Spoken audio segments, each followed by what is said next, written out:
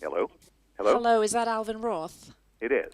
Hello, my name is Allegra Gravelius. I'm calling from Nobelprize.org, the Nobel Prize website. Uh-huh. I'm sorry to bother you so early in the morning. We're already up. I expect so. Nobelprize.org have a tradition of recording short telephone interviews with new laureates, and I was hoping we could have a quick chat now. Okay, I'm having a little trouble hearing you. Can you speak up? Oh, right, yes, of course, I'll speak up. Well, first of all, congratulations. Thank you. How do you feel today? How did you feel when you received the news? Well, I'm surprised, but it's still too early in the morning for me to have more articulated feelings than that. I imagine it's going to be a busy day. My phone has already started to ring. I understand. Many of Nobelprize.org's visitors are high school students. How would you explain your prize awarded work in easy terms, in layman's terms? Well, my prize is about matching. Matching is the work that the economy does when deciding, for instance, which students will go to which schools if they have a choice. So high school students in some cities get matched through a choice system where they submit preferences and the schools have requirements or perhaps preferences also, and then some decisions are made about who goes where. Mm-hmm. And that's what matching is about. It's about who gets what. And we try to, in school choice, we try to make that happen in a way that's efficient, that doesn't send people to schools that they would rather swap with other people, and if the schools would allow them.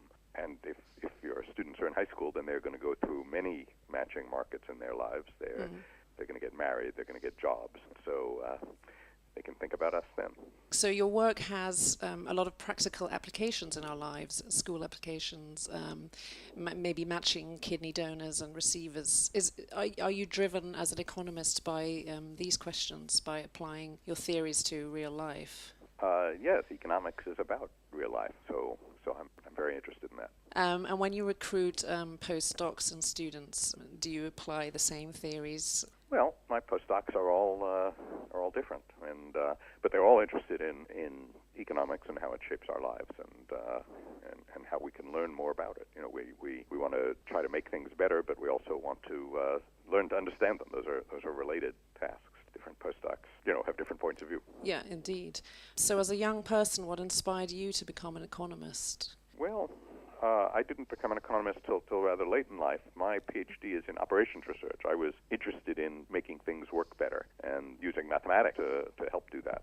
And so that's operations research is what I studied as an undergraduate and as a graduate student. But the kinds of things that I found myself interested in trying to understand and try to make work better were things that involve people, and that led me to economics. And today you teach a course called Experimental Economics. Is that what you're talking about now? Can you tell us more about that? Well, so I teach two courses today. Yeah. One is called Market Design, and one is called Experimental Economics. It's a Monday. And Experimental Economics is about conducting experiments, bringing economics into the laboratory or creating controlled conditions in the field that allow us to understand better what we're seeing in less controlled circumstances. Mm-hmm. And market design is about understanding the details of markets in sufficient detail so that we can help fix them when they're broken. In 1988, you wrote a book called The Shapley Value, Essays in Honor of Lloyd S. Shapley. How did his work influence you? Well, so Lloyd Shapley and David Gale developed the first clear theory of what's called stable matching. Yeah. And they thought about algorithms. They really wrote they didn't think of it that way at the time, but they really wrote a very early market design paper. And I've been a big follower of theirs in the sense that I wrote a book with Sotomayor in 1990 that was called Two-Sided Matching, and it sort of followed up the developments in the intervening 30 years in the theory of those kinds of markets. Mm-hmm. So I'm a big follower of Lloyd's, and it's going to be a great honor to get the prize together with him. It is. I read that you have a blog. I do. You It's do. called Market Design. In your latest post, you wrote about the correlation between a country's chocolate consumption to the number of Nobel Prizes they get. What will you yes, post today? Well, I don't know. I may not have time to blog today. It's shaping up to be a busy day. As I speak to you, I'm hearing beeps that suggest that other people are calling on the telephone. I understand.